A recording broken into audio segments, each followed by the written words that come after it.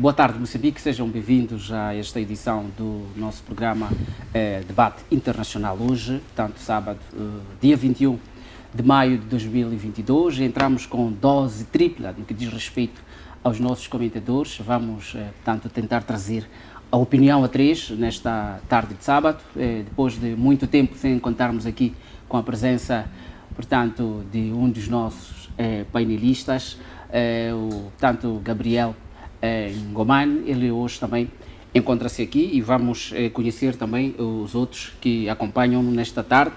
Semana passada também nós estávamos aqui com o José Matemulan, portanto é uma tarde de regressos e vamos aproveitar estes regressos obviamente para trazer mais dados. Saudações ao José Covelo, que está aqui também hoje, esta tarde. Queiram todos os nossos comentadores, panelistas, analistas, poder saudá-los e, particularmente, um por um, vou saudar assim primeiro. Covelo, como está? Estou bem. Obrigado por cá me terem. Também estender as saudações à nossa auditória que nos acompanha lá a partir de casa. Muito obrigado.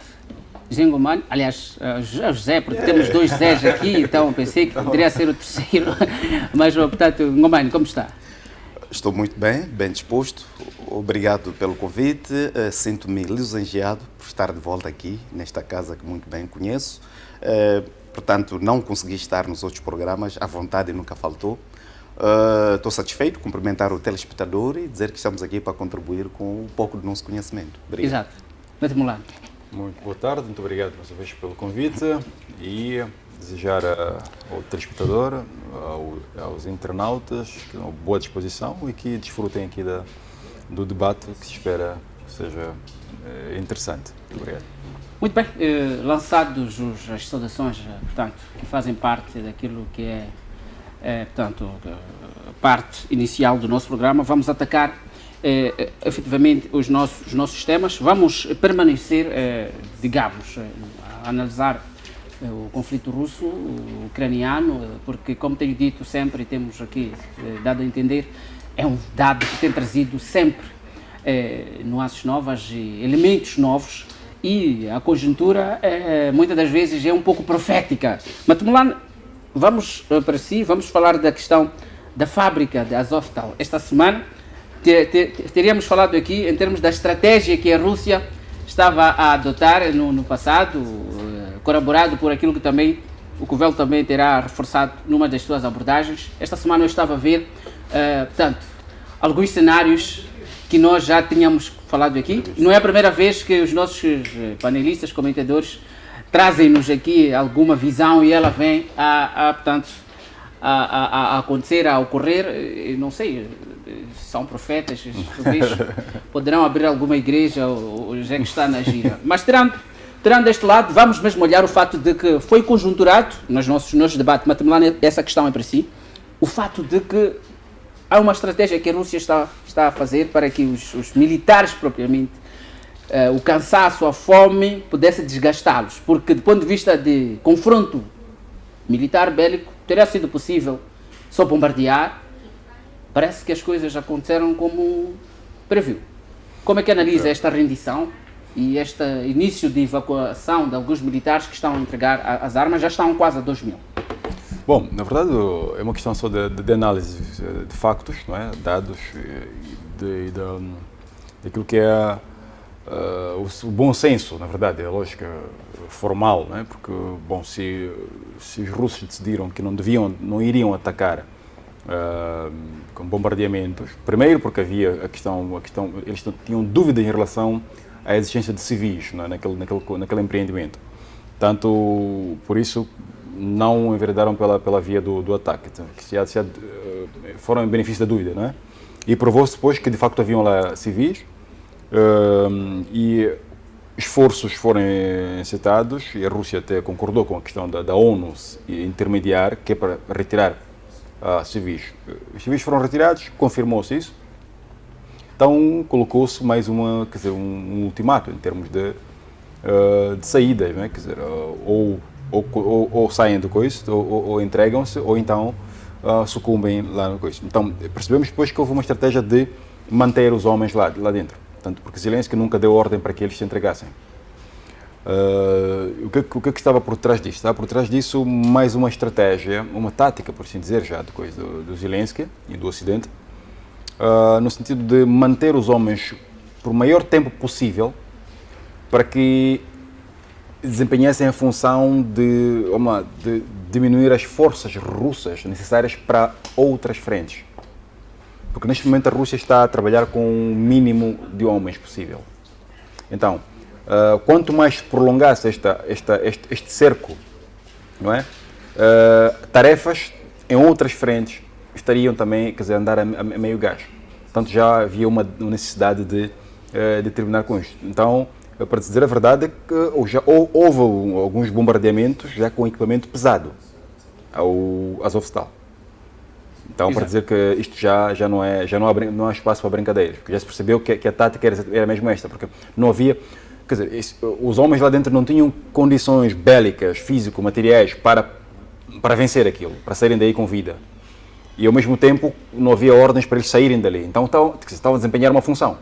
A questão era que função era essa. Então, quando se verifica que, olha, os homens que são necessários em outras frentes estão aqui a cercar, a guarnecer este empreendimento. Portanto, o que vemos agora, o que vemos é que vende-se isso como resultado de uma operação especial, de um acordo entre os Zelensky, os russos e por aí fora. Quer dizer, na verdade não há nada, absolutamente nada, porque os homens estão a entregar-se porque, bom, é uma questão, é a vida, não é? que está em causa, está em jogo. Muito bem. Ngoman, olhamos uma situação em que tivemos a questão da heroicidade a ser levada como bandeira para os militares que estavam ali retidos, e depois os mesmos militares, durante a semana, alguns fizeram tweets, aliás, entraram aí nas redes sociais, portanto, e a mexerem, a fazerem tweets, a pedir, portanto, a solicitar. Recordo-me que um dos militares solicitou ao Elon Musk, no sentido de ajudar. Zelensky terá perdido controle das forças militares ali dentro, porque nós estamos a olhar, não houve, a rendição não foi algo, digamos, terá havido uma rendição unilateral, digamos, quer dizer, que estou a dizer unilateral, estou a dizer no sentido de que os militares que ali estavam, não foi através do comando de Zelensky, foi através dos próprios militares. Isto não estará a significar que ele está a perder controle sobre as próprias forças militares. Bem, que significado tem isto? É um pouco difícil porque isso é uma estratégia militar. Exato. Eu não sou militar, mas o que eu posso dizer é que daquilo que estamos a observar neste conflito é que há um fator que o Zelensky, quando digo Zelensky estou a falar das tropas ucranianas, tem beneficiado, é que dá a impressão que aquele país tem muitos bunkers. Quer dizer, tanto a população, quer dizer, destrói-se um prédio e ao fim de uma semana descobrimos que tinha lá vivas 400 e tal pessoas. Não é possível num cenário, por exemplo, de uma cidade como Maputo. Exato. E essas pessoas, nós estivemos no bunker em todo lado, estivemos esse tempo todo no bunker. E depois não só, as pessoas criaram uma estratégia militar como é que diz, que também faz parte da população civil. Quer dizer, a população civil é também cúmplice dentro desta operação militar ucraniana, porque dá a impressão que há forças de resistência através desses tais bunkers e através de alguns mantimentos, provavelmente, que estejam estrategicamente colocados em certas cidades, porque não é possível que tropas fiquem cercadas durante semanas e semanas sem receber mantimentos e estejam lá vivos. A pergunta é quem os alimentava, porque a Ucrânia não tem mais a sua mobilidade marítima, está praticamente bloqueada. Toda ajuda vem através da Polônia. Então, respondendo à sua pergunta, esta foi uma estratégia que provavelmente a Rússia percebeu-se mais tarde, porque a Rússia batia uma cidade e passava, pensando que aquela cidade está sob controle. Afinal de contas, tem militares espalhados em muitos bunkers, com mantimentos que podem durar semanas, se não meses. nisso, o que quer dizer é que a estratégia de luta da Ucrânia era nunca reconhecer que é um território que foi totalmente tomado. Porque nós víamos, a Rússia passava e semanas depois já havia contra-ataques. Então, acho que a Rússia percebeu-se dessa estratégia e o que é que fez? Foi cercar por tempo continuado e fazer bombardeamentos em grande escala. Então, eu acho que isto não diria que é uma perda de controle, é uma estratégia militar usada pela Ucrânia que agora provavelmente já não será mais eficiente porque a Rússia percebeu-se disso. Exato. Mas a minha questão mesmo era o fato de que a rendição. Temos aquela solenidade que temos tido de Zelensky. A rendição ocorreu antes de próprio Zelensky. Obviamente que tempos depois, horas depois, é quando ele faz um vídeo a tentar trazer, a certamente pintar... haveria rendição. Certamente havia rendição, por quê? Porque é aquilo que aqui estava a dizer. O que aquelas tropas esperavam, portanto, na zona da fábrica, é que a Rússia fizesse o ataque e passasse. Certo. Né? Mas não é aquilo que aconteceu. Então, a rendição tem a ver com os mantimentos, tem a ver com a capacidade de resposta militar, porque eles já não estavam a receber apoios. Aliás, esta luta aqui é a Ucrânia, mas é a face da NATO. Né? É a Inglaterra que está a lutar, agora entrou a Alemanha com um armamento muito perigoso. Exato. Portanto, se fosse só a Ucrânia em si, provavelmente já teria se rendido há bastante tempo. Mas é a NATO que está a fornecer, portanto, desde a inteligência, armamento muito sofisticado, é o que faz, aparentemente, a Ucrânia resistir. E também o facto da Rússia ter desenhado uma operação especial que não era igual ao da Geórgia e tantos outros países, que é de destruição total. Portanto, percebemos que a Rússia parece que não era essa a sua intenção. Exato. Por causa também das ligações históricas que estamos sempre aqui a falar. A Rússia não pode destruir fisicamente a Ucrânia. Muito bem. Governo, a mesma questão, de uma ou de outra forma, como é que analisa esta rendição, olhando também para, como disse, o meu amigo Matilão tem dito que é uma dramaturgia em volta. Como é que está a olhar a visão? Como é o Ocidente está a olhar? Como é que a máquina, a imagem, de ponto, eu chamo propagandística, seja ela russa ou seja ela ocidental, está a olhar para esta visão?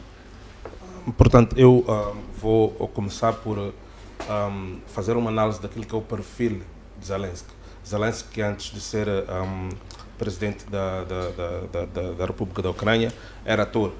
E nesta guerra, nós estamos a ver que ele está autenticamente a ser um showman e a usar tudo aquilo que são os recursos para criar uma narrativa e criar uma simpatia. Exato. Eu me lembro que há 2 semanas atrás, quando a fábrica estava sitiada, ainda, a da Azovstal, e depois de ter-se feito, a Rússia ter permitido que se retirassem de lá alguns civis, o que o Zelensky disse é que aqueles homens não se deveriam render. Porque ele veio mesmo com uma mensagem a dizer que a Ucrânia está a ver a eles, o mundo todo está a ver eles, então era mesmo uma questão de tentarmos criar uns mártires para boostar aquilo que é a moral das tropas ucranianas e atrair aquela narrativa de uma Ucrânia ela toda a resistir, a lutar contra um grande invasor e transformar o sacrifício daqueles homens num ato super-heróico que podia ser aproveitado.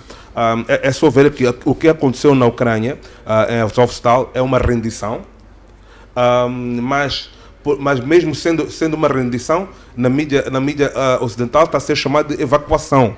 Quer dizer, os homens renderam-se, mas o termo que nós usamos para descrever aquilo é uma evacuação. O que para mim não faz sentido. Nós devemos chamar as coisas pelos próprios nomes e não tentar aqui criar uma narrativa. Então, esta tentativa de transformar-se aqueles homens no Davi versus Golias, talvez foi o que criou a fricção entre o Zelensky e o seu chefe de Estado-Maior-General, que ele acaba de demitir agora. E se a guerra está bem, como as pessoas dizem, ninguém demite um general que está a fazer um bom trabalho no meio da guerra. Se calhar eu quero aqui, não estou no Estado-Maior-General da Ucrânia, não quero aqui, mas posso pelo menos pensar que essa tem sido a razão por trás da demissão daquele homem no auge da guerra, no momento que aparentemente ele está a comandar a guerra como deve ser. Se calhar o comando militar dizia de forma, porque dava aquilo que é o conhecimento militar, dizer que estes homens têm de se render porque não tem como. A Rússia tinha dito que não era para trancar a fábrica e não deixar dali sair nem sequer uma mosca, quer dizer, figurativamente falando, que o Putin falou com o Shogun.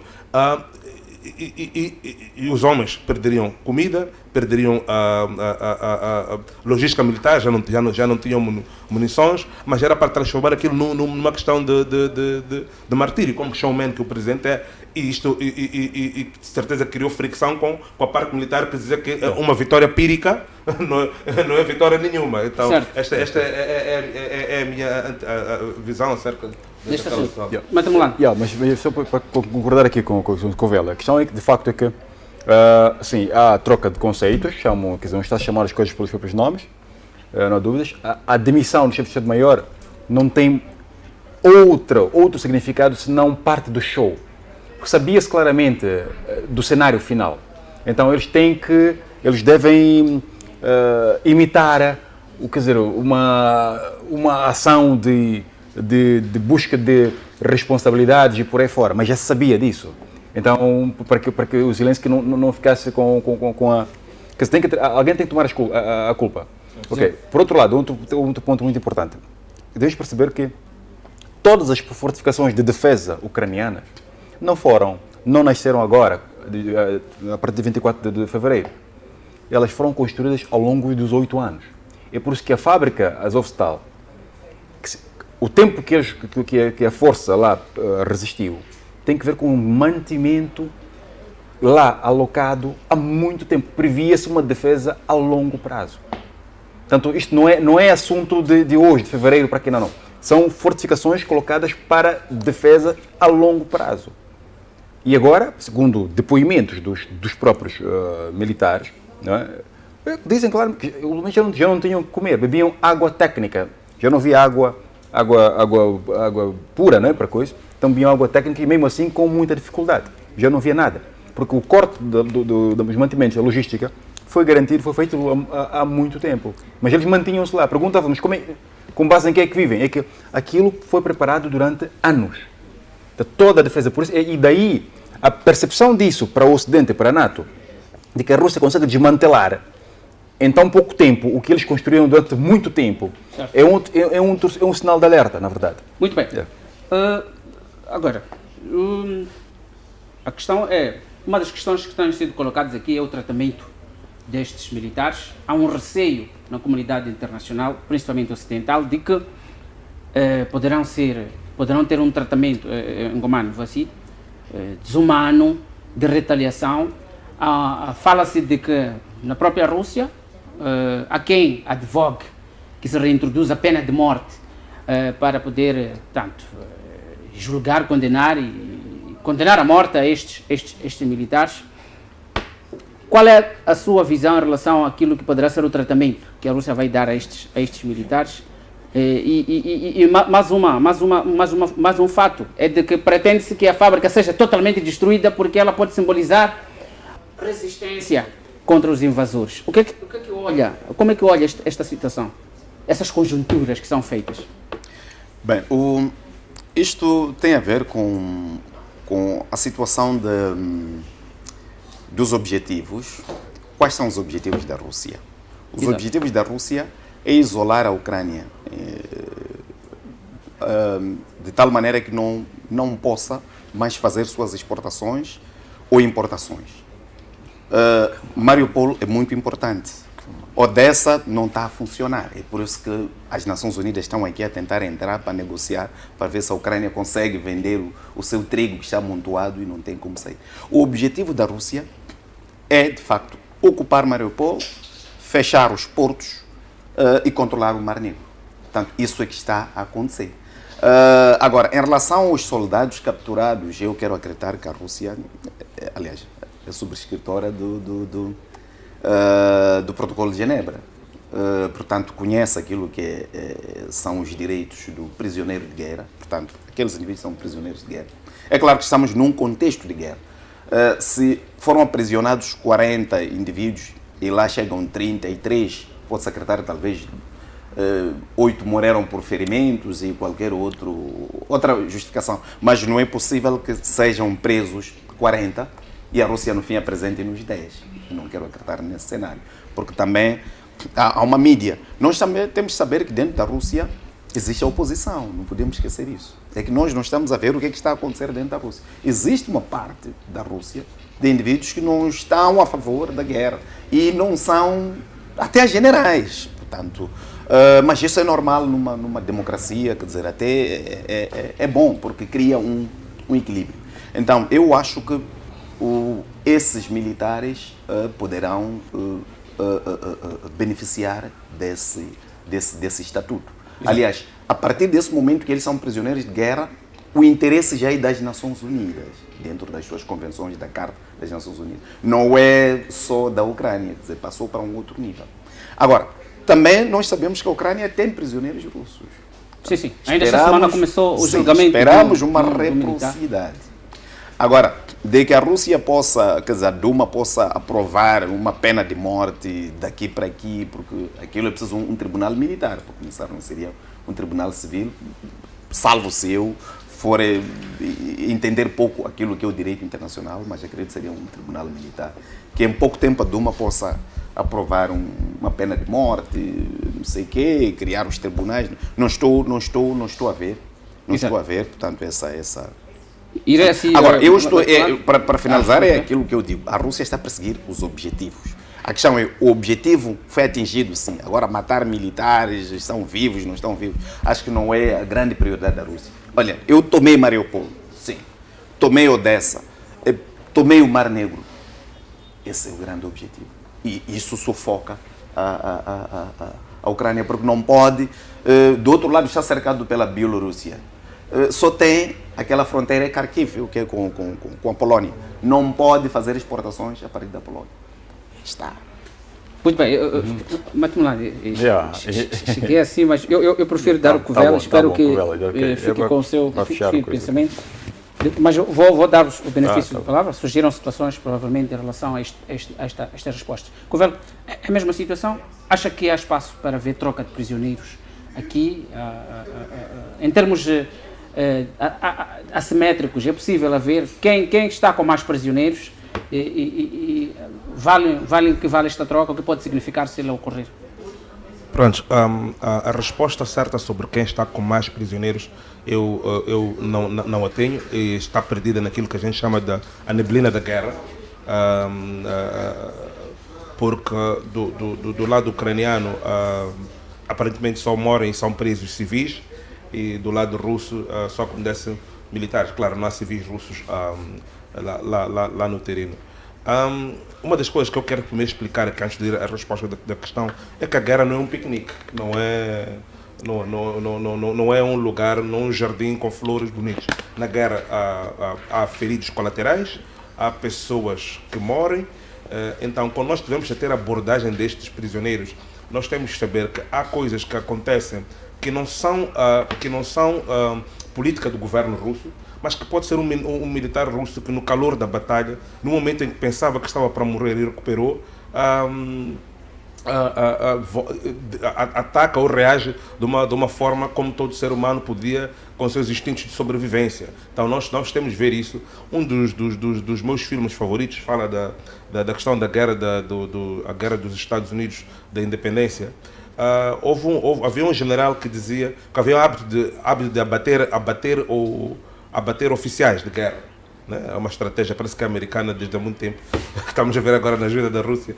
Havia a questão de abater oficiais de guerra. Então, perguntaram uma vez e disseram: se tu vais abater os oficiais, quem é que vai depois dizer a esses homens para restringir-se, ficarem calmos, controlar os homens? Então, o que a Rússia vai fazer primeiro voltando agora à pergunta, a Rússia vai procurar, mesmo que havia essa questão de dizer que havia hábito de abater generais russos, vai procurar pegar aquelas pessoas, fazer um trabalho de inteligência para ver que tipo de informação pode-se extrair da Rússia, pode-se extrair que esteja a favor da Rússia, vai identificar ali daqueles comandantes de Azov algumas pessoas, portanto, que são acusadas de crimes de guerra contra a população dos Donbass, da região de Donbass, nesses últimos 8 anos, e estes poderão ter um tratamento especial, e depois de fazer a triagem completa dos prisioneiros e ver quais são os prisioneiros que em termos de interesse, em termos de peso,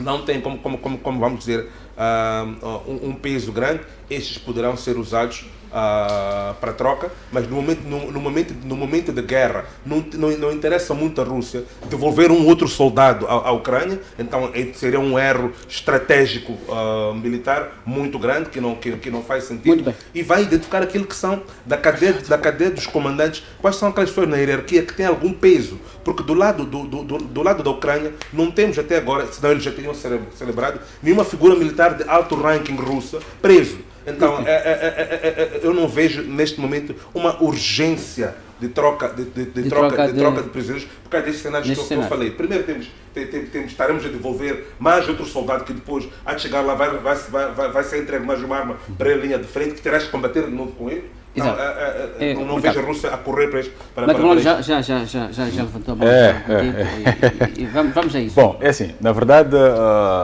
concordo com o que o El diz, porque não há interesse em devolver soldados que amanhã estarão de volta aos coisas. Há casos já registrados de soldados que em outras amnistias, em outras trocas, beneficiaram-se da liberdade e que depois foram novamente renderam-se novamente no campo de batalha. Não, mas é o coisa. Agora, há uma coisa que deve ficar muito clara, é que a Rússia deixou claríssimo que os soldados do Azov não são passíveis de troca com quem quer que seja, porque existem outros soldados ucranianos que podem ser trocados por soldados russos do outro lado, porque os soldados de Azov são, quer dizer, é o cerne do neonazismo. Os de Azov são os que cometeram os crimes de guerra ao longo dos 8 anos e a investigação da justiça russa e de Donetsk e Lugansk decorre já há 8 anos. Na fábrica da Azovstal. Não é só Azovstal, quer dizer, é como... Estiveram militares do Azov, do batalhão Azov. Mas é o batalhão Azov, exatamente o batalhão, e que é o cerne de coisa, ok? Porque tem o Mar de Azov ali, porque de onde é que vem o nome? Exato. O Mar de Azov e que é Mariupol e tudo coisa. Portanto, grosso dos crimes de guerra registrados pelos russos foi cometido pelos membros do batalhão Azov. Portanto, estes não são passíveis de nenhuma negociação. É por isso que a Duma houve uma ideia que apareceu para legislar este facto, que não se deve trocar em nenhuma circunstância. Há outros milhares de soldados ucranianos que podem ser trocados por soldados russos do outro lado. Por um lado. Outro lado. A questão da pena de morte. Na verdade, a Rússia não precisa de alterações legislativas? Sim, para tal. Primeiro, porque existe uma possibilidade de aplicar a pena de morte, a ser necessário, através das repúblicas de Donetsk e Lugansk. Elas são repúblicas, a sua Constituição prevê pena de morte. Os crimes foram cometidos em Donetsk, em Donbass. Portanto, a Procuradoria de Donetsk e Lugansk pode fazer coisa. Neste momento, a Rússia está a auxiliar porque tem uma máquina maior naquilo que é o rastreamento e tem meios e tudo mais para tal. Mas se chegar à situação, à decisão de que uns e outros devem ser, digamos, penalizados pela vida, isso poderá acontecer em Lugansk ou Donetsk, não há nenhum problema em termos de direito internacional, porque aqueles países, quer dizer, apesar de não serem reconhecidos internacionalmente, eles são um sujeito da política, quer dizer, local ou não, mas é o direito que eles têm de autodeterminação. Seria prudente este caminho, esta forma, tendo em conta tudo o que diz respeito aos tratados internacionais de tratamentos dos criminosos de guerra? Ou Não, a questão não seria um tribunal? É um tribunal, a questão é um tribunal. Eles a serem mortos não será arbitrariamente. Haverá um processo. Exato. Não é? Assim como quase que uma repetição de Nuremberg, não é? Portanto, há um processo, há apuramento de responsabilidades. Portanto, e se a pena prevê a morte, então terão uma pena de morte. E internacionalmente não há... Olha, isto pode-se falar, pode-se dizer o que se quiser dizer, mas não há como a comunidade internacional coagir ou agir contra o Donetsk e Lugansk. Portanto, se não são reconhecidos. Muito bem. Ngomane, Eu mesmo a fechar só quero este tema, acrescentar isto em termos de direito internacional. Primeiro, era dizer o seguinte: normalmente não há troca de prisioneiros durante a guerra. Nós nunca vimos isso. É que nós achamos que esta guerra vai ter fim um dia. Então, o que nós esperamos é que cada parte vai reclamar seus militares ou população civil que foi capturada do outro lado e tem evidência de que essas pessoas estejam vivas. Esta é a primeira questão. A troca não seria agora durante a guerra, claro. Isso seria dar um tiro no próprio pé. Agora, em relação ao direito internacional, o Tribunal de Nuremberg, portanto, que julgou os crimes dos nazistas e não sei o que é aqueles enforcamentos, foi num contexto. Já desde 1990, o Tribunal Penal Internacional, em 1994, não tinha jurisdição. É por isso que os crimes do Ruanda foram julgados num fórum especial. Exato. Mas dos finais dos anos 90 para cá, portanto, tem uma jurisdição internacional refeita. Portanto, esta questão de crime de guerra já como é que posso dizer? É de alçada do Tribunal Penal Internacional ou das Nações Unidas. O que acontece? Nós aqui em Moçambique tivemos a questão, por exemplo, da guerra no centro. Havia indivíduos que diziam que o chefe da junta militar devia ser declarado um criminoso de guerra. Para tal, é preciso que reúna-se matéria e o Tribunal Penal Internacional esteja de acordo.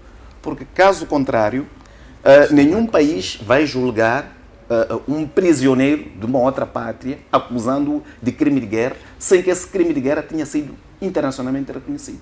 Este é o princípio de direito internacional. Isto é o fato que... Será que esta situação que faz com que os soldados Por que a militares... Ucrânia está a solicitar a presença dos peritos do Tribunal Penal Internacional que já estão na Ucrânia? O princípio. A Ucrânia não pode unilateralmente dizer que a Rússia cometeu crimes de guerra se não existir o reconhecimento internacional de crimes de guerra. Qual é a extensão jurídica desses crimes de guerra? Qual seria... A ser julgado, um prisioneiro russo que está a ser julgado unilateralmente pela Ucrânia. E vamos dizer mais uma coisa. Exatamente. Vamos deixar o Ngomane terminar o seu pensamento depois. Olha, se for a ver, hão de vir outras acusações, terrorismo, não sei o quê e tudo mais. Mas os crimes de guerra, portanto, são reconhecidos pelo Tribunal Penal Internacional. Genocídios, isso tudo. A Rússia não é beneficiária do TPI.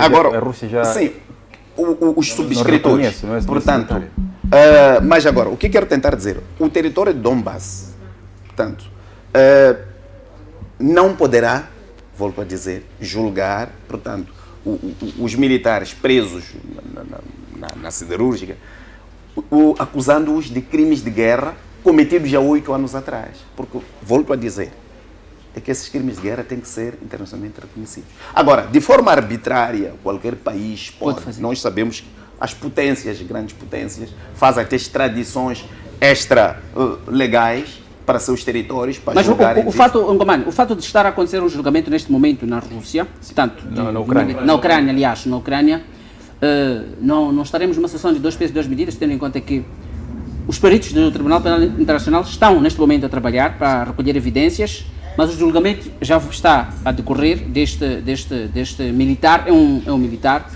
E como é que vai ser, do ponto de vista jurídico, qual vai ser o efeito jurídico da decisão deste tribunal? É que os crimes de que ele é acusado, se são crimes de guerra, é preciso que o Tribunal Penal Internacional reconheça. Exato. Portanto, a finalidade do trabalho deste tribunal é fazer o reconhecimento. Muito bem. Caso contrário, ele vai ser ilibado. Comando, Queria dizer alguma coisa? Eu concordo com o comando naquilo que é o procedimento Exato, legal, legal. como deve ser seguido.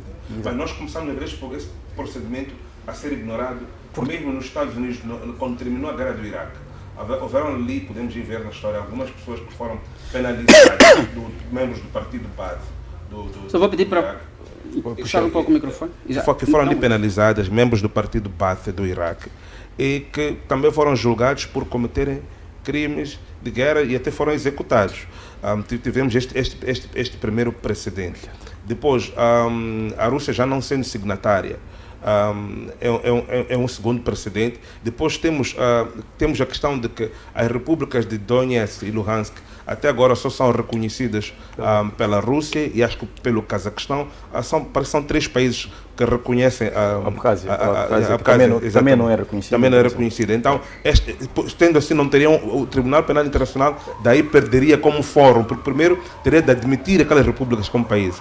Depois temos a questão de que se a Rússia puxa para o Tribunal Penal Internacional, não pode não vir a ocorrer nenhum julgamento, porque a narrativa que o Tribunal Penal Internacional tem dessa guerra e que é controlada pelo Ocidente, acaba invalidando aqueles crimes. Sendo assim, não vejo agora a máquina da diplomacia russa a enverdar por este caminho. Esta é a minha pequena percepção. O que falou certo é aquilo que devemos ser o caminho a seguir, mas esta guerra está a fazer com que muita coisa mude no mundo.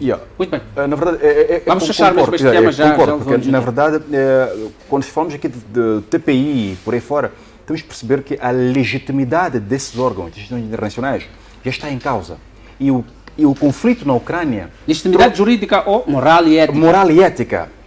A autoridade desses institutos já está abaixo do rodapé, praticamente, ok?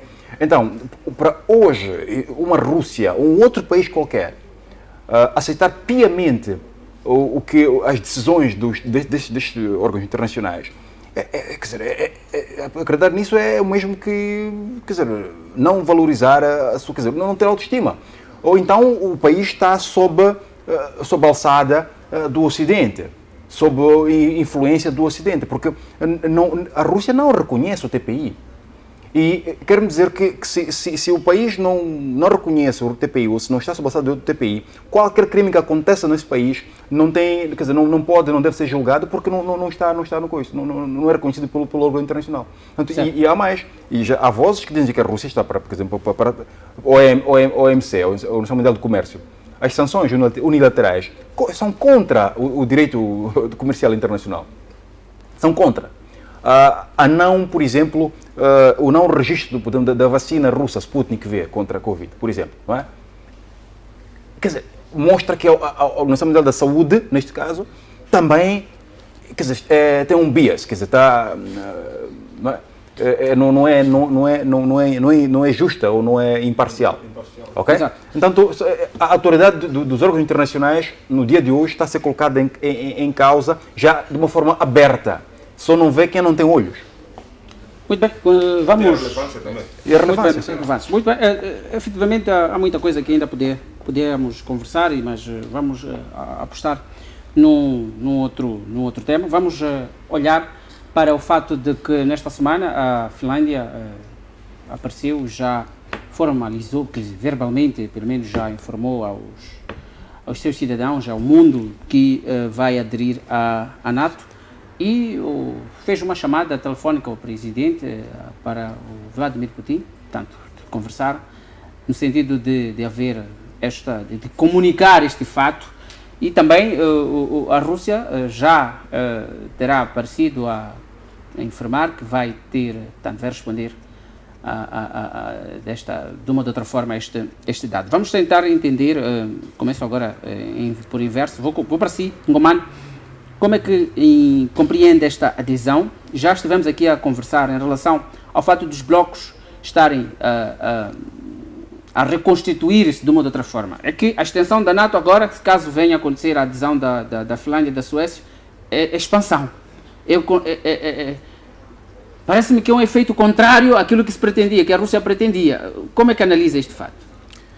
Bem, primeiro é dizer que a Suécia e a Finlândia já entregaram as cartas De adesão. de adesão.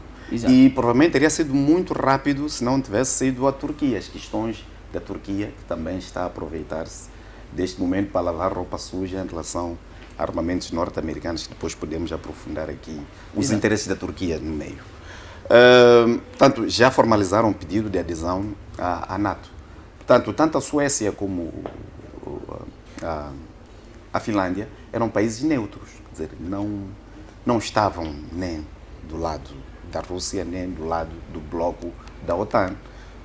Tinham os seus exércitos e isso eram tratados e acordos internacionais reconhecidos, que aqueles países vão continuar assim, como a Alemanha também tinha se comprometido a não se envolver diretamente em guerras, quer dizer, nem fornecer armas, que não está a acontecer. Quer dizer, é aquilo que está aqui a dizer que o efeito desta guerra é todo o contrário. Mas o que eu estou a perceber aqui é que tanto a Finlândia como a Suécia estão-se a aproveitar. Não sei se é perceber. Por quê? Porque, por um lado, é que esses países já fizeram algumas sondagens nas suas populações, já fizeram tentativas no passado, mas não encontraram muito apoio, né, base dos cidadãos. Mas agora é um oportunismo. Olha, agora é muito fácil convencer a população de que, olha, a Rússia um dia vai nos atacar, se atacou a Ucrânia porque quer atacar a todos, até porque sabemos que há um próximo passo que vem para nós. E já pediram adesão. Agora, qual foi a resposta do presidente Putin até agora? Surpreendentemente, primeiro é que o presidente da Ucrânia da Finlândia ligou para o presidente Putin a explicar que vão aderir, estava a informar praticamente. O presidente de Putin não reagiu da forma provavelmente que o mundo esperava. Quer dizer, reagiu com serenidade. Sim, tomamos conhecimento. Agora, esta semana, o presidente russo é que se pronunciou, disse, olha, nós não somos contra a adesão nem da Suécia nem da Finlândia à NATO. Nós somos contra a presença de armamento da NATO nesses territórios. A partir do momento que nós tomarmos conhecimento de que a NATO movimentou o seu arsenal para esses países, nós vamos reagir. Portanto, o mundo neste momento está informado ao mais alto nível até esse ponto. A Rússia não se opõe, mas, portanto, colocou uma condição. Vocês são membros, ok, ali no papel, mas não queremos armamento da NATO nos vossos territórios, porque isso é a mesma coisa que ter armamento aqui na Suazilândia, quer dizer, que a África do Sul ter armamento de um bloco opositor no Lesotho, quer dizer, é mais ou menos assim como a Rússia está a interpretar. Muito bem, muito bem. Como é que analisa este fato? Bom, na verdade, há aqui uma narrativa que cai bem, digamos, na imagem, né? Por quê? Porque se diz que a Rússia está a fazer o que está a fazer na Ucrânia porque não queria mesmo que um vizinho seu estivesse na NATO, não é? Então, no entanto, tem agora dois países, tem uma fronteira longa com a Finlândia, quer dizer, que são membros da NATO. Mas temos que ver dois momentos aqui. É que, primeiro, a Rússia, a Ucrânia e a Geórgia não têm o mesmo sentido estratégico do que a Finlândia e a Suécia. Por quê? Porque eles estão no Mar Negro e o Mar Negro tem uma base naval russa, quer dizer, tradicionalmente. Portanto, a entrada destes países à NATO coloca em causa automaticamente aquela base naval. Para além, obviamente, da questão histórica, né, quando se trata da Ucrânia, não há dúvidas.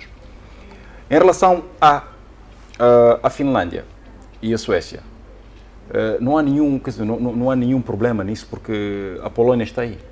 Os 1000 quilómetros da fronteira entre a Rússia e a Polónia não mudam grande coisa. A Roménia está aí, que já é membro há muito tempo. Eu gostava de dizer, Ngomane, que de facto o que está em causa é a infraestrutura militar da NATO. Porque estes países como tal, a Rússia neste momento não tem nenhum problema com a Finlândia ou com a Suécia. Absolutamente, não há tensão nas relações. Agora, se coloca lá equipamento militar da NATO, o que a Rússia vai fazer é simplesmente responder técnico-militarmente. O que significa isso? Também não significa que o mundo termina. É claro que isso leva às tensões, mas põe os finlandeses e os suecos a dormirem com... Quer dizer, ou melhor, pode retirar o sono dos finlandeses e suecos. Ficam a saber que eles têm mísseis apontados para si. Exato. Porque eles não decidem nada. Quem decide é Washington e Moscou, não é? Quer dizer, ou Washington e Londres. Se decidem que tem que começar uma guerra, tem que começar um show na Europa, os primeiros a apanharem são a Finlândia e a Suécia, que não têm nenhuma culpa no cartão, são simplesmente vítimas da grande russofobia. Mas não poderia ser o próprio Moscou a começar uma intervenção como aconteceu na Ucrânia? Não vai a coisa. O que está a acontecer, na verdade, o grande interesse, quem forçou tudo isso foram os americanos. E não é novo isso. A Finlândia e a Suécia foram aliciados junto há muito tempo pelos americanos. A questão, esta é uma partida de xadrez, a questão tem que ver com o Ártico. É o Ártico. A batalha, a entrada da Finlândia e da Suécia na NATO tem que ver com o Ártico, em primeiro lugar. É o ponto direto. Ok? É porque a Rússia está muito forte no Ártico. Então a Finlândia tem o seu espaço no coisa e os países têm o seu espaço no Ártico. Portanto, não há aqui quer dizer, muito que se dizer. Certo. Okay? Em termos de segurança militar, a Rússia tem respostas para o que vier, possivelmente para a Finlândia e para a Suécia. E mais um pouco, só para terminar. Se recordam em dezembro, quando a Rússia disse que queria que a NATO voltasse ao estado de 97, não é? Exato. Não estava a dizer que os países deviam, ter dito na altura, que deviam desmembrar-se da NATO. Não. É que o equipamento bélico da NATO, dos Estados Unidos da América, devia regressar às fronteiras de 97. É simplesmente isso. Exato. Muito bem. Governo. Não temos como temer aqui eu estava a falar há dias com um amigo sueco e que dizia que, apesar de na Finlândia haver a opinião pública estar a cerca de 60%, 65% a favor da adesão, na Suécia é o inverso. Os suecos temos visto demonstrações em que as pessoas pedem que essa decisão vá a um referendo. Os suecos são muito pacíficos. A Finlândia que tem o maior número. Falou de Suécia, mas a Finlândia que tem o maior número. É um número. país grande, mas com pequena população. Se não me engano, 3,5 milhões. A Suécia já é um país com mais população, propriamente com mais população. E na Suécia, a opinião pública não está a remar com os políticos. A opinião pública é de que eles não querem aderir, que a Suécia sempre foi neutra, está bem assim como neutra, exatamente, não se envolve nisto, depois dos problemas que teve na Primeira Guerra Mundial. Agora, este amigo que estava a conversar comigo dizia, nós esperamos que decisões deste tipo tenham vindo via referendo. E nós, pela primeira vez, está-se a fazer uma coisa quase que não constitucional. Os políticos estão sozinhos a decidir por si, a correr para poder implementar isso. Eu aqui quero concordar com aquilo que disse um Goman, que estão mesmo a aproveitar-se desta situação, porque acredito até por acordos que foram feitos por debaixo da mesa com o Ocidente para que isto pudesse ser. Qual é o acordo?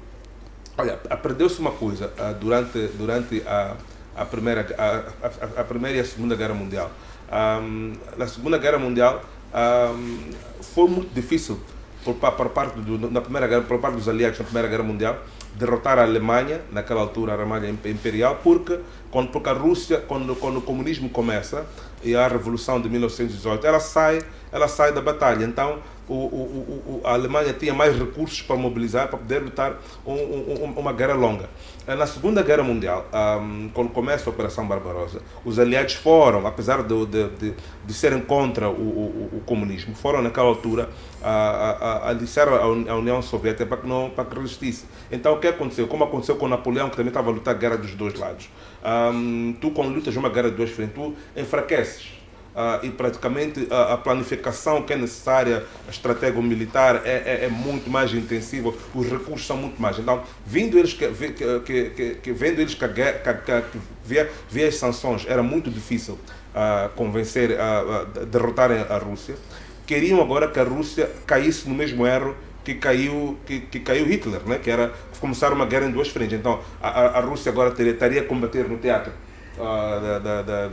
mais ao norte, com os seus vizinhos na Finlândia e na Suécia, ou a fazer alguns deployments militares para alguma mobilização militar para aquele lado, e ficava um pouco perdido o foco e aliviava um pouco aquilo que é o foco aqui na Ucrânia. Então esse é um esforço, um esforço que está-se a fazer em termos geopolíticos por portas fechadas na União Europeia e com Washington, para que a Rússia pudesse, portanto, expandir-se ao máximo, e isto pudesse, de certa forma, aliviar a Ucrânia. Porque uma das coisas que eu vou dizer aqui é que com agora, por exemplo, o terreno, agora a neve derreteu, o terreno ainda está um pouco molhado, mas daqui a 2 meses, quando o terreno secar, nós vamos ver avanços militares muito mais fortes. A batalha realmente vai começar de facto nesta altura. Então, isto era uma distração para se puxar. A batalha na Ucrânia, neste caso. A batalha na Ucrânia. Agora, exato. A Rússia, neste momento, apercebeu-se disso.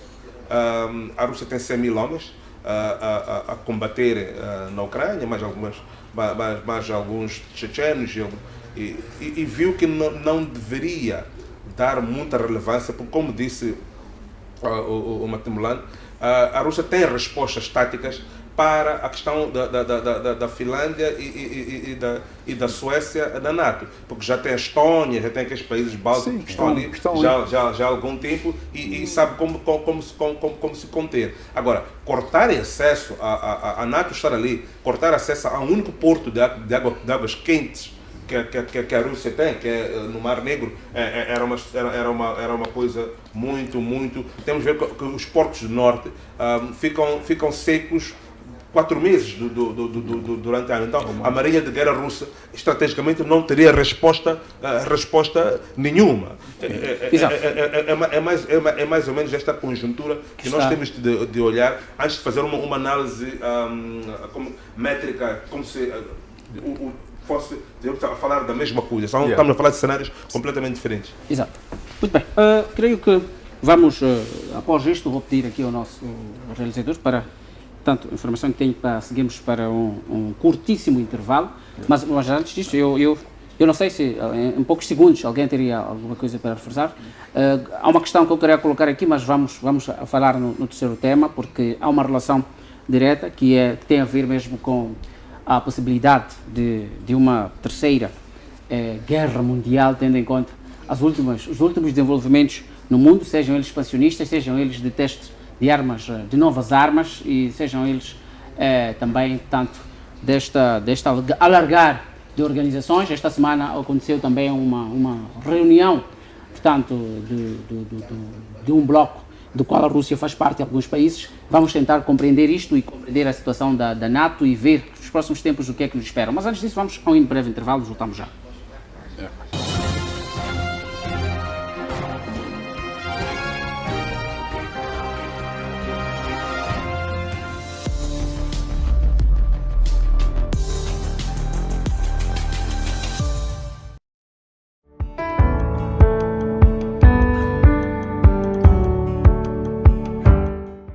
Caro telespectador, pensando em ti, a FTV traz a cada domingo o programa Viver a Vida, um espaço criado para reflexões sábias sobre como trilhar o caminho da vida com tranquilidade, optando sempre pelos atos certos. Trazemos momentos de debate com individualidades entendidas na teologia e outras áreas da ciência. Um homem não pode amar 2 mulheres na mesma intensidade. E que esta família, quem tem mais poder, mais força, sou eu, porque eu é que mudo o apelido dela. Okay. Não é ela que muda o meu apelido.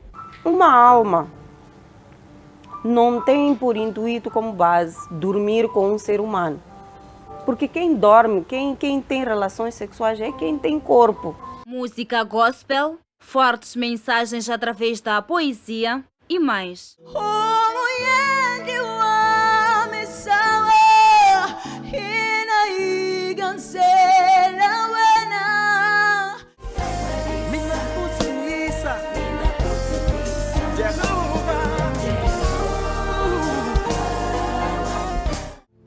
Nipamisi kama kungu ya Davilosi, shikwe bukulu kumaja.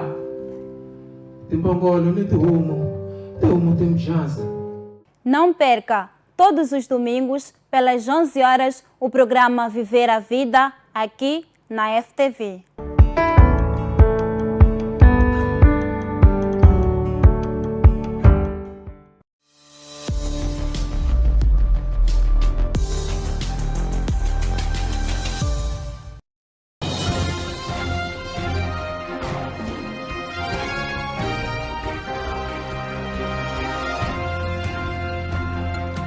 Segurança coletiva.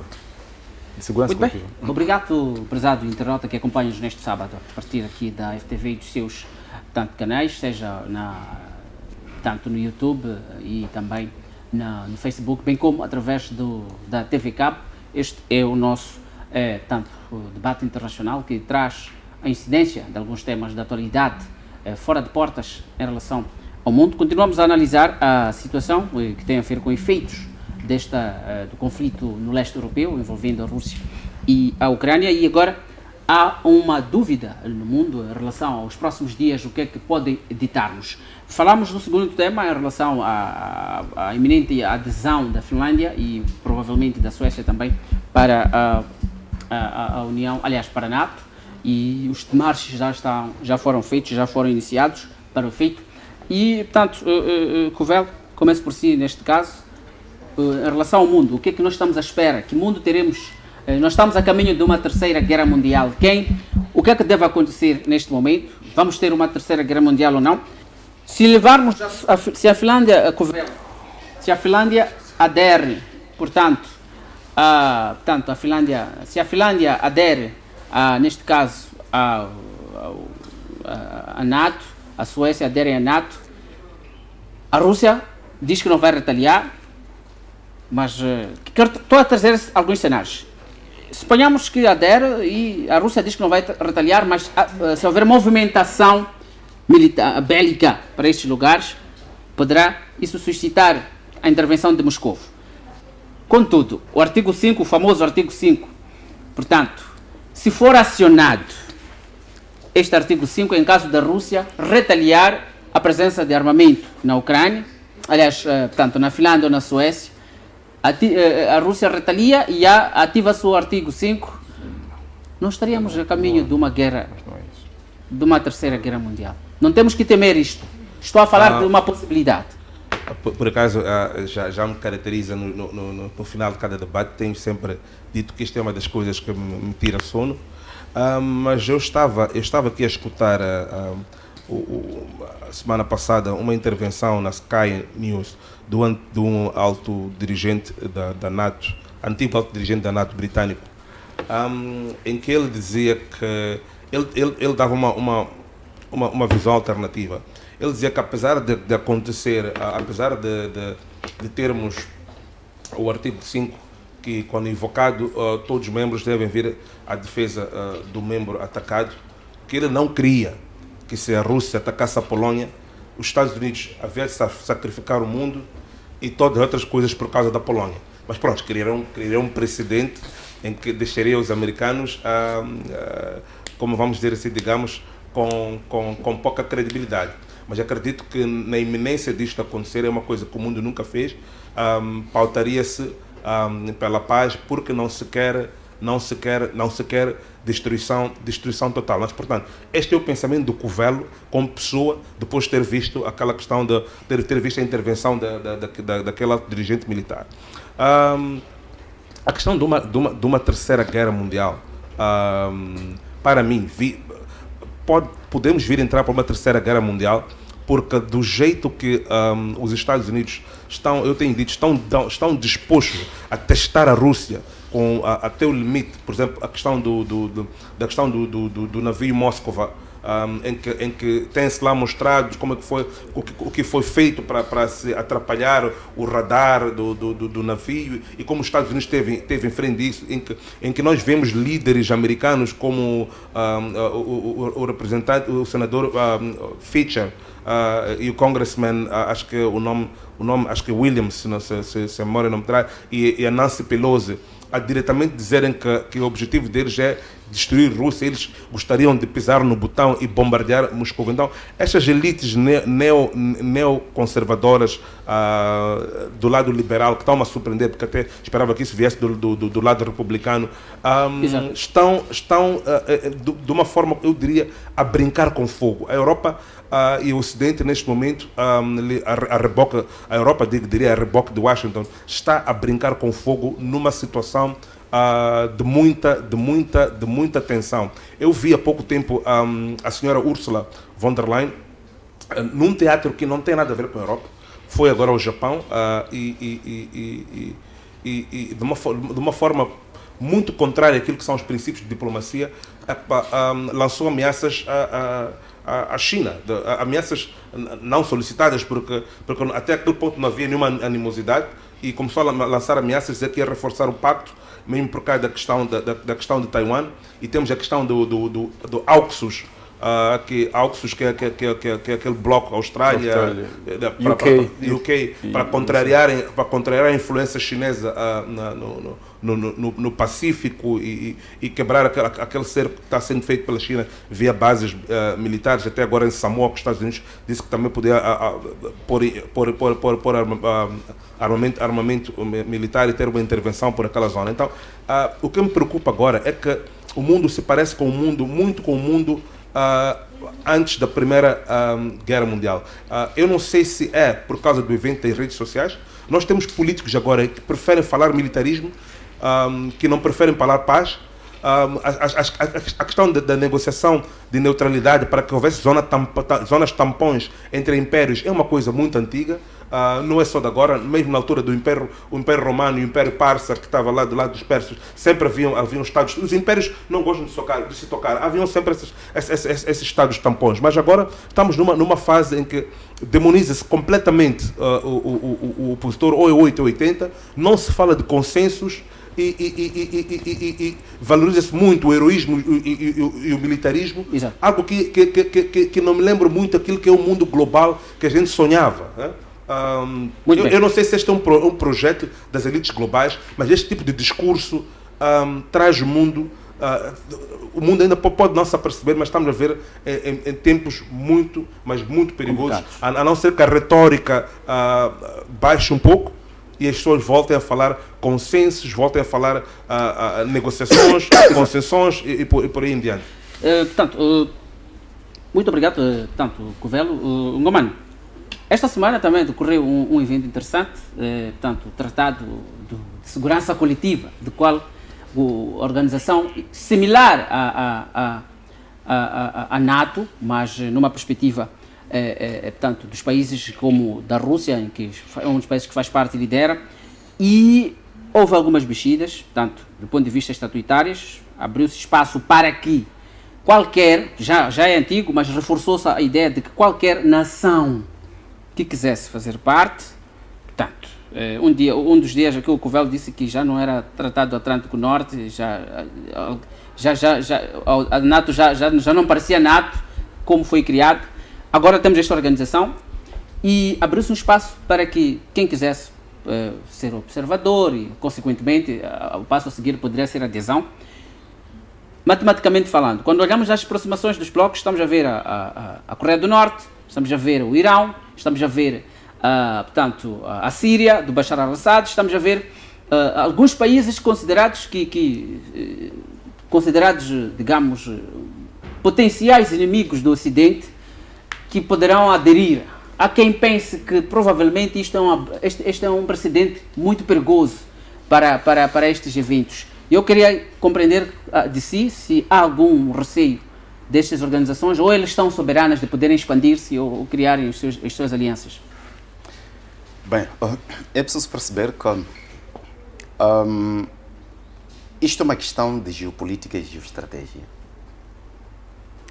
Após a Segunda Guerra Mundial, houve corrida aos armamentos e tivemos a criação da OTAN e o Pacto de Varsóvia, que levou à bipolarização de duas potências internacionais, que eram o Bloco do Ocidente, comandado pelos Estados Unidos, e os socialistas, comandados pela URSS, na altura. Um dos objetivos traçados por cada bloco era estender cada vez mais as suas áreas de influência. Portanto, com a sua ideologia. Aquilo eram ideologias e guerras proxies. Guerras proxies são guerras por procuração, né? Que não estou lá a lutar, mas vou financiando, vou em função daquilo que são os meus interesses.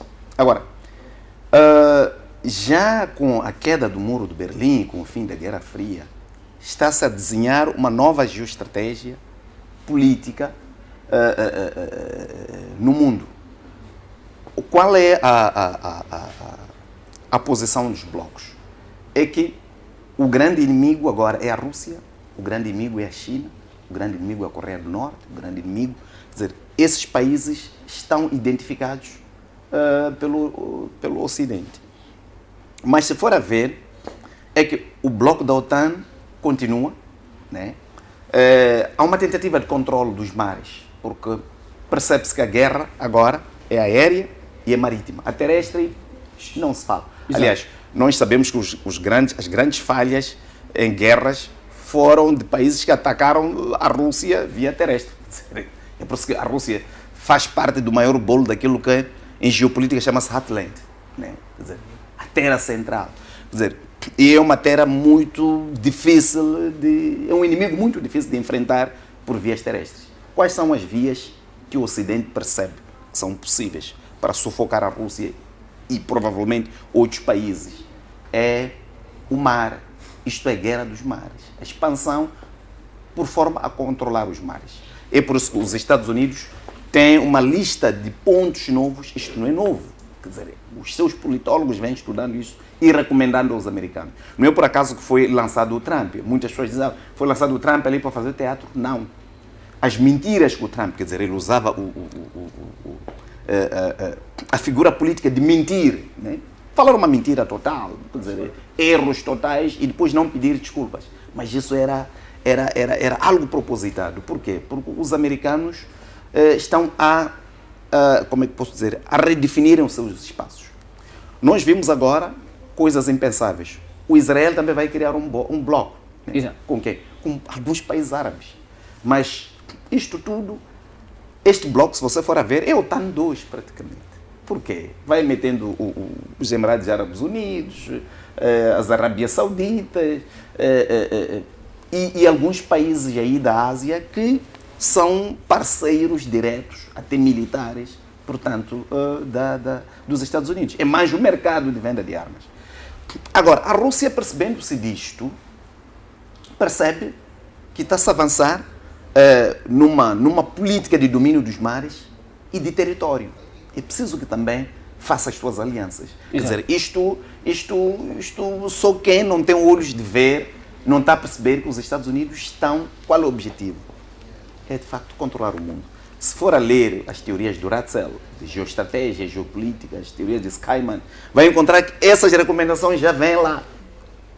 Certo. E até os pontos estratégicos os americanos têm que dominar futuramente para dominarem a guerra, que é marítima e aérea. Quer dizer, já não é terrestre, como se pensou na Primeira Guerra Mundial. E ainda voltamos ao Hitler. O Hitler, por que perdeu a guerra? O Hitler... Recordam-se que o Hitler fez acordo com o Stalin, né, de não agressão, e depois não cumpriu seu acordo. Quando atacou a Rússia é quando as coisas viraram. Se a Alemanha provavelmente tivesse lutado, atacado aquelas nações que atacou, ocupou a Polônia, atacou, portanto, a própria Ucrânia, e tantos outros países, não tivesse atacado a Rússia, provavelmente a guerra teria prolongado mais e talvez teria resistido melhor, mas a entrada da Rússia, a entrada dos Estados Unidos, viraram aquilo. Agora, muito bem. Trazendo isto para risco da guerra de terceira Guerra Mundial, não faz ideia qual é o tipo de armamento que foi fabricado após o fim da Guerra Fria. Quer dizer, é mais perigoso. Por quê? Do que o armamento que existia. Portanto, pelas potências ocidentais, mundiais. Sim, pelas potências mundiais. Foi fabricado a bomba de vapor, foi fabricada a bomba de hidrogênio, foi fabricada a bomba de neutrões. Até tem bombas que só matam seres humanos. Bombas de cobalto, portanto, houve muita sofisticação. Temos os mísseis, os jatos F-35 dos americanos, são esses reclamados pela Turquia, que é uma tecnologia conjunta, e que os americanos não passaram para a Turquia, está a usar isso como chantagem agora, para aceitar a entrada da Finlândia e a Ucrânia. São jatos perigosíssimos, quase invisíveis. Portanto, temos agora as armas hipersônicas, portanto, que os americanos estão a correr, estão a fabricar agora, estamos a falar. Porque estão atrasados, mas acredito que até o final do ano vão nos surpreender. Muito bem. Então, existe este risco. Por quê? Porque são blocos antagônicos, quer dizer, voltamos à bipolarização, mas não em relação aos Estados Unidos e Rússia, o URSS. Agora vai ser uma bipolarização continental, e fica a África Exato. aqui a flutuar. Muito bem. Matumulano, já há muito tempo parecia-me que queria também colocar. O bom deste programa é que abrimos espaço para diversas opiniões diversas. Qual é a sua visão? Estamos a caminho disso ou não, olhando para aquilo que foram os posicionamentos que te antecederam? Olha, só para dar uma coisa ao colega, não é? Porque olha, a questão da luta de vencer a Rússia no mar, eu só queria informar ao colega que a Rússia é o único país do mundo que tem 7 mares. Portanto, a Rússia tem 7 mares, portanto, e a frota, a Marinha de Guerra é um dos aliados, está naquilo que é a tradição russa. A Marinha de Guerra é das suas aliadas, quer dizer, uma das principais aliadas para a sua defesa. A Rússia não tem aliados, não tem amigos, mas tem 2 aliados, que é a Marinha de Guerra e os homens no terreno. Quer dizer, a artilharia, não é? Infantaria, exatamente. Portanto, é um lema russo. Sempre que está em situação de traição, de falta de parceiros, recordam-se do Alexandre II, que disse que a Rússia não tem amigos. Os únicos aliados da Rússia é Marinha de Guerra e Infantaria. Ok? Portanto, é bom que se perceba isso. Portanto, agora, a Ucrânia, na Segunda Guerra Mundial não foi atacada porque a Ucrânia era parte da coisa, era a União Soviética, não como coisa. Mas agora, Terceira Guerra Mundial, ela é provável. Porque o que está a acontecer, o que estamos a ver aqui é um spinning, é uma euforia tal, não é? Em punir a Rússia, que vemos que estão a tomar decisões que colocam em causa a sua própria soberania. Portanto, percebe-se que o rácio já não está aqui, a razão não está a funcionar aqui. Há muita emoção. E por força disso, não se pode excluir, de facto, a possibilidade de uma Terceira Guerra Mundial. Portanto, a própria adesão da Finlândia e a Suécia à NATO, não é? Por si só não significam nada. Mas a Rússia disse, por exemplo, se colocam equipamento militar, a Rússia vai responder. Responder não é atacar a Ucrânia, a Finlândia ou a Suécia, é responder com equipamento adequado para poder fazer frente ao que lá se colocou. Como é que seria esta forma? Como é que se poder responder sem atacar, digamos? A questão então é isto onde está o problema. Quer dizer, quando a Rússia vai responder com soluções técnico-militares. E estas soluções a Rússia também colocou à mesa, quer dizer, esta formulação, a Rússia fez em dezembro, quando disse que ou a NATO devia regressar às fronteiras de 97, que a Geórgia e a Ucrânia não entrassem na NATO. Caso isso não fosse cumprido, a Rússia teria respostas técnico-militares. Estão a falar de quê? De colocação de mísseis, de armas, quer dizer, estratégicas, não é? Tendo em conta agora a questão dos hipersónicos, tendo em conta do drone, que é o como é que se diz? É o Poseidon, que é o drone submarino, capaz de levantar uma onda de até 200 metros, ou 50, se não me engano, 50 ou 200 metros, é um corredor coisa. Mas pronto, existem, a Rússia tem argumentos técnicos militares e é sabido pelo Ocidente, porque quando a Rússia anunciou sobre esses armamentos, equipamentos, o Ocidente riu-se, disse que eram brinquedos, eram cartões de Putin. Só que com o tempo ele foi mostrando passo a passo que aquilo era real. Agora a Rússia está a aplicar no terreno as armas de laser, não é? A laser, não é? Que estão a aplicar no terreno. Portanto, o risco existe. O que se deve chamar, o que pelo menos a mim me põe mais confiante é saber que do lado russo está alguém com uma cabeça muito fria, muito calculista. Tanto o presidente o Vladimir Putin, quer dizer, e ele até voltou a dizer, porque então vamos usar os erros do inimigo para tirar vantagens. Então acredita que se não chegamos tão longe em termos de confronto militar, foi devido à posição obviamente, porque, olha, uma coisa, o Ocidente tem, quer dizer, pela sua autoridade, não é? O que ela já veio dizer cá fora, na mídia e tudo mais, não é? Faz com que ela com cara limpa não possa recuar. Então tem que continuar a pisar no acelerador. Vejam só, se recordam a questão do pagamento do gás em rublos. Quer dizer, a Europa, o Ocidente veio a fazer um barulho aqui que em circunstância nenhuma pagaria o gás em rublos. Exato.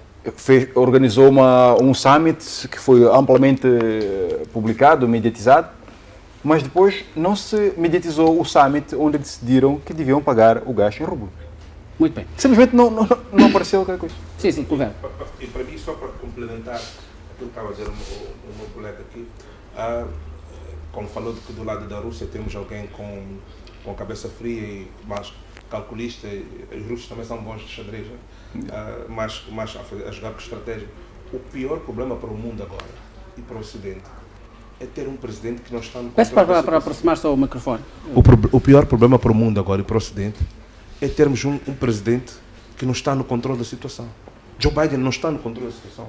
E já tivemos alguns incidentes que provam que as suas faculdades mentais, talvez pela idade, o estão a deixar, e ele já talvez não consegue ter, já dizem que não consegue ter 8 horas de trabalho contínuas. Então, o que isso vai fazendo? Faz com que a máquina do governo, a máquina, o centro de tomar de decisão, o Pentágono, etc., todos aqueles que por trás sempre quiseram avançar uma agenda deles e que tiveram o presidente como checks and balances, checkpoints, para fechar, para não permitir que algumas coisas aconteçam, o sistema deles até é um super sistema bem montado, agora estão-se a aproveitar.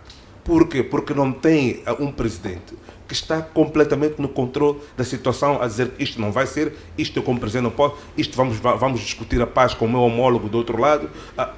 O Trump veio há pouco tempo dizer, há umas 3 semanas atrás, que ele está admirado com o que está-se a passar na Casa Branca. Exato. E não foi aquele Trump a querer se aproveitar, foi um Trump a falar de verdade no novo programa de Piers Morgan, é dizer que Rússia e Ucrânia agora já deveriam estar sentados a negociar. Quer dizer que a Ucrânia daqui para frente, não importa quanto armamento nós mandarmos para a Ucrânia, daqui para frente vai ter de negociar numa posição pior. Pior que esta.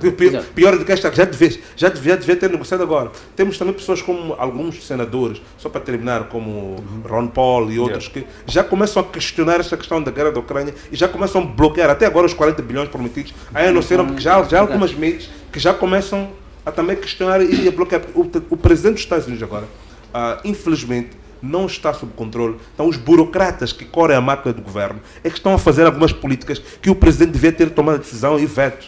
Exato. Infelizmente, isto é que deixa o mundo em perigo. Muito bem, já que abordamos, Ngomano, sim, depois aos demais, vamos daqui a nada terminar. Ngomano, temos aqui mais uma frente, tanto nesta questão da geopolítica, geoestratégica, é que os Estados Unidos da América, dos quais fez referência há pouco tempo o Covello, estão nesta frente, não há um posicionamento bastante vigoroso, possivelmente na frente diplomática por parte de Joe Biden, estamos a ver envios de armamentos e tudo mais, mas temos a situação da China, a situação do Taiwan. Recentemente,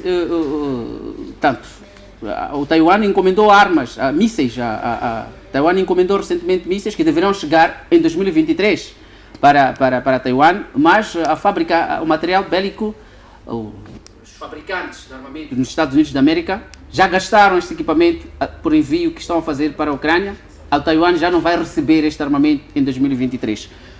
Quero tentar entender, fazer os cálculos, porque há quem pense que provavelmente a China poderá aproveitar isto com a sua estratégia em relação a Taiwan. Portanto, estamos a dizer, e eu quero que, caso isto venha a acontecer, efetivamente, a China também começa a estender os os seus interesses para Taiwan, estou a falar da sua presença, que é algo possível, não fica fora da cogitação. Isto poderia ser um elemento também a ser levado em conta neste possível deflagrar da Terceira Guerra Mundial. Bem, é preciso perceber uma coisa, é que esta questão de China-Taiwan está a hibernar, quer dizer, por causa das atenções que os americanos viraram completamente para a Ucrânia. Mas, se for a ver, a China está, em termos legais, apresenta um pouco mais de legalidade para anexar o Taiwan, porque é seu território, na verdade.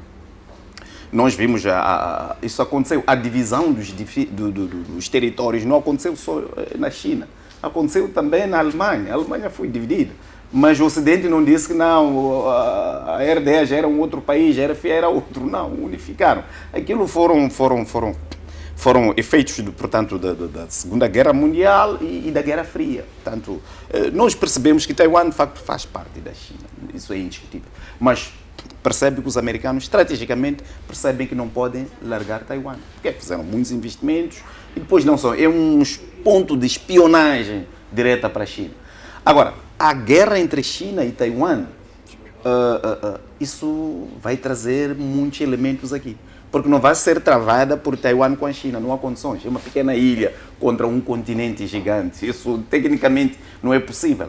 2, 3 mísseis destruíram Taiwan. Então, quer dizer que haverá provocação e os Estados Unidos, provavelmente, através da Austrália, com esta parte da mar da China já ser invadido com esta organização, que me esqueço agora o nome que foi criado ano passado. AUKUS, né? Mete a Inglaterra, grande potência, Inglaterra, Taiwan, com os Estados Unidos e Austrália, portanto, e aberta para outros membros da NATO, se quiserem lá entrar. Portanto, eu acho que é uma preparação para que algum território continental possa suportar esta guerra. Mas essa vai ser uma guerra entre os Estados Unidos e a China, não entre o Taiwan e a China, e não nos moldes da Ucrânia, por questões geográficas. Nós sabemos que dentro da guerra a geografia, o terreno faz parte. Quando, por exemplo, os americanos atacaram os talibãs, nós sabíamos que havia muitas dificuldades. Primeiro por causa do terreno. Né? Exato. É por isso que a luta no Iraque não foi igual à luta no Afeganistão. O Afeganistão está cheio de desertos montanhosos, com um complexo de grutas. Então, não é fácil. Agora, uma pequena ilha para lutar com um território muito gigante, também tecnicamente não funciona. Agora, acreditamos que esta luta vai ser entre Estados Unidos e a China. Mas acredito também que poderá haver contenção, porque são dois gigantes. A partir do momento que os dois países têm armas nucleares, eu não quero... É uma luta de persuasão. Até ver até onde vai a paciência da China, mas a finalidade disto é que a China vai anexar. Cedo ou tarde vai anexar Taiwan. Isso eu tenho certeza. E os efeitos disso? Os efeitos... Seriam quais? Os efeitos da China, quer dizer, seria o agudizar das posições de duas grandes potências, quer dizer, as duas maiores potências do mundo. O que os seus efeitos... Neste caso, a China e os Estados Unidos também. E os Estados Unidos, cujos efeitos fazem-se sentir nos países em vias de desenvolvimento. Aliás, nós esperávamos que a China prosperasse, criasse o bloco dos BRICS, que era uma esperança também para países do terceiro mundo, que isso já não vai acontecer. E isto é uma questão de interesses. Né? Muito bem. Obrigado. Matumulano, qual é o papel da África? Continuamos com um silêncio ensurdecedor em relação ao real posicionamento da África. Fará sentido esta posição, digamos, neutra? Essa neutralidade não estará a ser um manto que está usado a África para não efetivamente definir-se e colocar-se naquilo que é o cenário da política global? Bem, infelizmente, a África não tem muito a fazer neste cenário todo. Não, de facto, é um conflito em que a África é tocada indiretamente, se quisermos, por força da dependência da produção ocidental, da dependência alimentar e por aí fora. E não mais do que isso. Portanto, não vejo aqui um papel muito ativo da África para resolver este conflito. Portanto, a questão ucraniana, taiwanesa e chinesa, na verdade, eu quero discordar do colega por dizer que, na verdade, há uma similaridade quase que total ali, porque, historicamente, a China não está interessada em destruir 2, 3 mísseis, destruir a Taiwan, porque a China tem Taiwan, como os taiwaneses, como seus irmãos. É a mesma situação entre a Rússia e a Ucrânia. Então, a Rússia não está disposta a mandar 2, 3 mísseis e destruir a Ucrânia na totalidade. São irmãos. Tanto, mas a China tem estado a avisar constantemente quando sim, a Taiwan tenta virar-se mais. Não, mas o mesmo fez a Rússia em relação à Ucrânia. Exato. Não é? Portanto, agora, o que está em causa esses eram os meios usados para que isso aconteça. Agora, quando acontecer, isso acontecerá de facto, teria perguntado sobre aquilo que são os efeitos da coisa. O efeito primário e básico é diminuição do poderio norte-americano naquela região. É menos uma base, é menos um porte de arma para poder atuar na região. E fica por aí um ponto mais forte que restaria. Obviamente que é o Japão que está ocupado e a Coreia do Sul, não é? E aí onde vemos também a questão da unificação das Coreias. Ela não acontece não porque os coreanos não querem se reunir, se reunificar. É porque há lá lobbies norte-americanos, dos partidos, se não me engano, de esquerda, que sempre, quando os direitos estão no poder, há uma aproximação entre as duas Coreias. Mas quando a esquerda entra, destrói tudo por total. Quer dizer, há lobbies aqui que interferem esta unificação. Portanto, é muito mais complexo. Temos que... Mais do que... Exatamente. O mundo, na verdade, é um tabuleiro de xadrez. Covelo, eu consigo agora? Portanto, ainda a questão da África, antes de tocar a questão do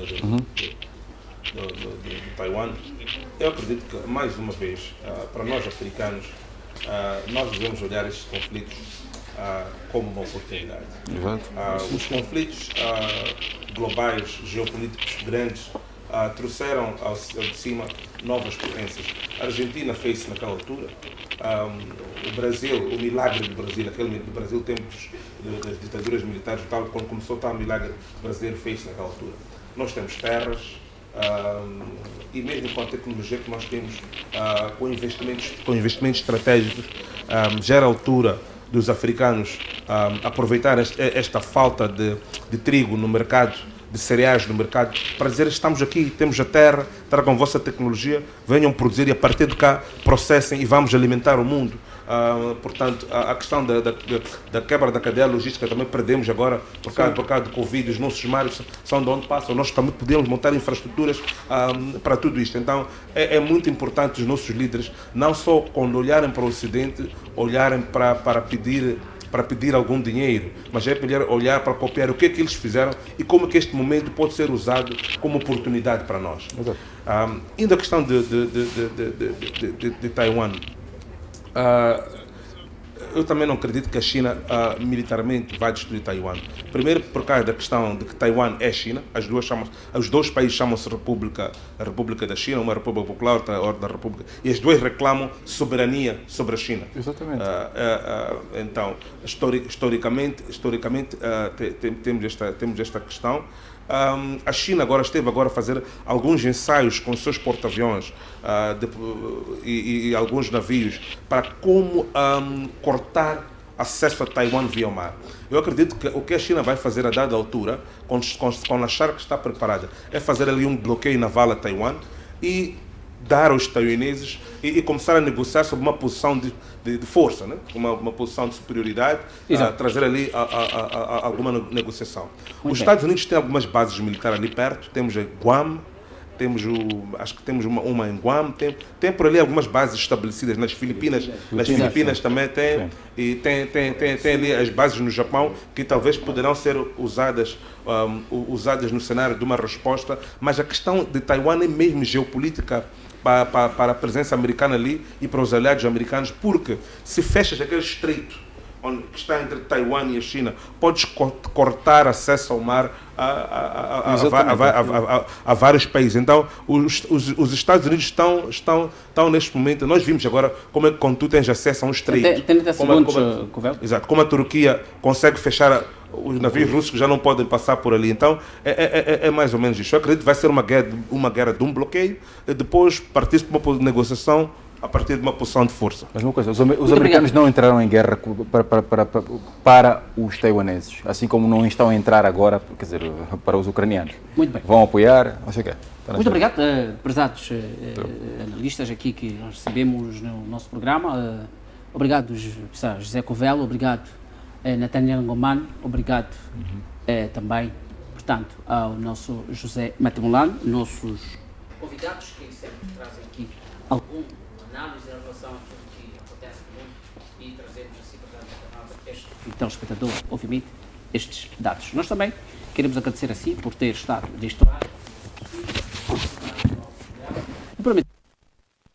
Continuaremos a trazer a avaliação daquilo na pauta mediática internacional. É um prazer imenso estar consigo. Boa tarde, até breve.